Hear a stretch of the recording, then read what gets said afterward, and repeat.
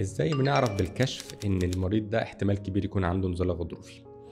ببساطة كده في فحص مشهور اسمه ستريت ليج تيست، وده بنخلي المريض نايم على ظهره ونمسك الرجل اللي هو بيشتكي منها او اللي احنا متوقعين يبقى في ناحيتها انزلاق غضروفي، وبنرفعها وهي مفرودة خالص. لو في انزلاق غضروفي وضغط على العصب اللي خارج من الظهر ورايح ناحية الرجل دي، هنلاقي في ألم شديد بيجي في الظهر ونازل على المقعدة ونازل تحت، والألم ده بيختفي أول ما نزل رجله لتحت. فده كده بيدينا إشارة إن الأغلب في مشكلة في الغضروف ده وضغط على العصب ده. طبعا مع فحص الإحساس نتأكد إن هو طبيعي وقوة الأعصاب وحركة الرجل في جميع الاتجاهات.